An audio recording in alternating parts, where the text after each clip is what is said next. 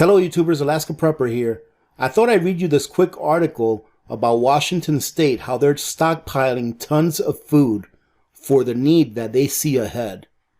Ladies and gentlemen, before I start, I wanted to tell you that I found the next charity that we're going to go ahead and donate to, and it's Gritstone Ministries. All right, now Gritstone Ministries does a lot of things. They help people that need their homes repaired because of weather-related events like flooding, tornadoes, hurricanes, things like that. But they also do something that I find that is very important for us to support as human beings. And that is, they help to find and also help people that have been abducted, especially children, and that bad things have been done to them. And that's what I'm going to say about that, as far as bad things being done to them. I think that that kind of work is done really by like angels, because to those people that have been saved from being abducted and being abused at someone else's hands, that to me is a work that an angel does. Now, ladies and gentlemen, before I finish talking about this, I want to tell you that I'm not doing this because I want any recognition for this channel. I'm doing this because I think it is a very, very worthy cause. Now, ladies and gentlemen, I'm not sure if you've been watching the mainstream media. I don't. But any of you that do on a regular basis, please let us know. Is this something that you're hearing in the mainstream media? I'm pretty sure that Washington State is not the only state that's doing this. I'm pretty sure that those that are sitting at the top know what's going on and know what's coming. So it's up to us to take a look at what we can find and decipher the information in a way that will allow us to prepare in a better manner than if we did not have that information at all. So let's go ahead and read this article real quick. In Washington State's new food warehouse, there's enough Jif peanut butter to make nearly 3 million sandwiches. Barilla pasta boxes stretch to the ceiling, 100,000 in all. Large stacks of treetop applesauce, pancake mix, and canned green beans sit on pallets like soldiers waiting to be sent into duty. Since this health crisis first rocked Washington in March, nonprofits and state agencies working in food assistance have been forced to draw a completely new roadmap for getting food to people who need it. The warehouse in Fife is part of that new model. After seeing food banks struggle to meet demand once that health crisis hit, the economy tanked. The Washington State Department of Agriculture began preparing to buy and stockpile tons of food toward a shortage in the months ahead. And ladies and gentlemen, why are they not telling their people to stock up? They should be telling their people stock up in addition to them buying this stuff. They should be telling them to stock up. I understand that can cause a shortage in the system as well if everyone went out and stocked up at the same time. But they should be teaching people how to prepare. That way, by the time that the next crisis comes, they'll have more people who are prepared, therefore putting less stress on the system that they're developing now with all of this food that they're packing up. The new stockpile is driven by two factors: a nearly doubling demand for food assistance across the state and a national food supply chain that is bogged down amid an overwhelming surge in demand. As many as 2.2 million Washingtonians, about 30% of the state's population, are facing food insecurity. That's more than double the 850,000 state residents who sought help from food assistance programs last November. We've been in this very desperate situation starting toward the end of March. This warehouse is a continuation of our efforts to make sure we have fusions of product that will help us to continue to weather the storm. The storm took hold in mid-April, Sanderson said during a tour of the warehouse on Friday. That's when the state's three main food bank distributors told the WSDA that based on the spike in requests for food assistance, the organizations had roughly a 2-week supply of food for hunger relief. We went into panic mode, Sanderson said. That's not an exaggeration.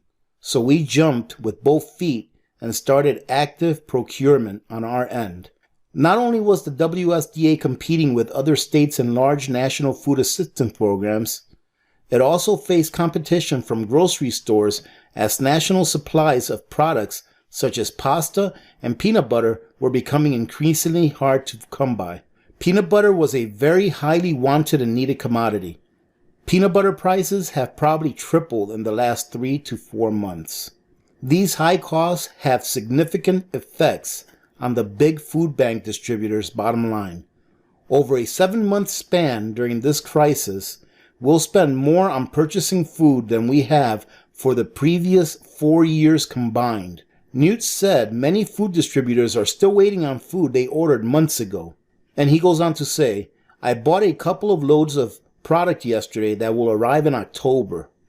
Most bulk food orders, he said, could take anywhere from 6 to 12 weeks to arrive. Since July 1st, the WSDA has purchased between 1,200 and 1,300 pallets of food. The space owned and operated by the firm Golden Services can hold up to 2,000 pallets of non-perishable food. So far, $6.1 million has been spent on 4,000 pallets of food, Raines said. Only about a quarter of the orders have arrived. Since the crisis, WSDA has received $76.2 million in state and federal emergency funding and has a request for another $13.8 million pending. But even if the additional funding comes in, Raines said, this will still only support WSDA's emergency food response through the end of the calendar year. So, ladies and gentlemen, the reason I read you this article is for a couple of reasons. Number one, if states are prepping, they may not call it prepping, but that's exactly what they're doing. If states are prepping at this kind of a level, then we should be prepping as well. And in addition to letting us know what they're doing, they should be doing what's right for the citizen and telling the citizen, listen, you need to start preparing. This is what I see coming in the future, right? No, I'm not a prophet, ladies and gentlemen, but this is what I see. I see a point where our food crisis will be so dire that the choice that you make today is not going to be available tomorrow. Choices will be eliminated. You will see one kind of pasta on the store shelves. You'll see one brand of rice. You'll see 1 or 2 brands of cereals. Our choice will be eliminated because if we go into a full-blown food crisis here in this country, they're going to try to concentrate on feeding the people. And when that happens, choices disappear. Take a look around now, ladies and gentlemen. Do we have as many choices today as we did 6 months ago? I've heard from a lot of people that, yeah, we can still buy this, but there's only a few brands now. There's only 2 or 3 brands now, where before there was a dozen brands. Prepare the best that you can with what you have. Slow and steady wins the race. I personally, ladies and gentlemen, and I could be wrong, I personally feel that we still have a little bit of time where food will be available. And what I mean by a little bit of time, I mean another maybe 2 years.